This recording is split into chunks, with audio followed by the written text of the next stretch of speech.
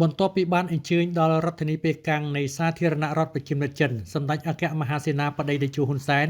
ប្រធានព្រឹទ្ធសភានិងជាប្រធានគណៈបកប្រជាជនកម្ពុជាបានដឹកនាំគណៈពុទ្ធភូជាន់ខ្ពស់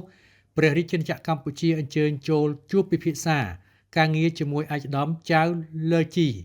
ប្រធានគណៈកម្មាធិការអចិន្ត្រៃយ៍នៃសភាតំណាងប្រជាជនចិនដែលជំនួបនេះធ្វើឡើងនៅមហាវិមានប្រជាជនវេលាម៉ោង 15:30 នាទីរសៀលថ្ងៃទី25ខែមិថុនាឆ្នាំ2026តាមការផ្ដល់ព័ត៌មានពីឯកឧត្តមជាធិរិទ្ធអ្នកនាំពាក្យសម្ដេចតេជោឲ្យដឹងថាក្នុងជំនួបនេះឯកឧត្តមចៅលើជីបានសម្ដែងនៅការស្វាគមន៍យ៉ាងកក់ក្ដៅចំពោះសម្ដេចតេជោនិងគណៈពុទ្ធភូជាន់ខ្ពស់កម្ពុជាព្រមទាំងបានវាយតម្លៃខ្ពស់ចំពោះទំនាក់ទំនងរវាងកម្ពុជានិងចិនដែលជាមិត្តភាពជាប្រពៃណីដ៏រឹងមាំនិងជាមិត្តដៃថែបដែលតែងតែគាំទ្រនិងជួយគ្នាទៅវិញទៅមកឯកឧត្តមក៏បានរំលឹកអំពីដំណើរទស្សនកិច្ចរបស់ឯកឧត្តមប្រធានាធិបតីចិនទៅកាន់កម្ពុជានាពេលកន្លងទៅដែលបានរួមចំណែកពង្រឹងកិច្ចសហប្រតិបត្តិការនិងមិត្តភាពរវាងប្រទេសទាំងពីរឲ្យកាន់តែស៊ីជម្រៅជាការឆ្លើយតបសម្ដេចតេជោហ៊ុនសែនបានបញ្ជាក់ថាទោះបីពិភពលោកមានការប្រែប្រួលយ៉ាងណាក៏ដោយប៉ុន្តែមិត្តភាពនិងកិច្ចសហប្រតិបត្តិការរវាងកម្ពុជានិងចិននៅតែរឹងមាំនិងមិនប្រែប្រួលនោះឡើយ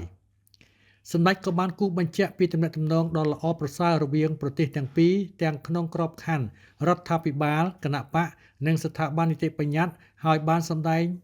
នៅបំណងចង់ឃើញស្ថាប័ននីតិបញ្ញត្តិនៃប្រទេសទាំងពីរបន្តពង្រឹងកិច្ចសហប្រតិបត្តិការឲ្យកាន់តែសកម្មនិងស៊ីជម្រៅបន្ថែមទៀតដើម្បីគាំទ្រដល់ការអភិវឌ្ឍទំនាក់ទំនងទ្វេភាគីឯ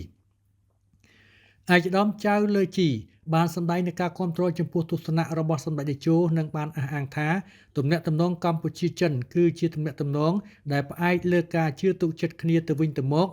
យ៉ាងរឹងមាំហើយមិនអាចមានកម្លាំងណាមកបំបែកមិត្តភាពនេះបានឡើយឯកឧត្តមក៏បានសង្កត់ធ្ងន់លើសារៈសំខាន់នៃការពង្រឹងកិច្ចសហប្រតិបត្តិការរវាងស្ថាប័ននីតិបញ្ញត្តិនៃប្រទេសទាំងពីរដើម្បីរួមចំណែកជំរុញការកសាងសហគមន៍វាសនារួមកម្ពុជាចិនក្នុងយុគសម័យថ្មីផងដែរ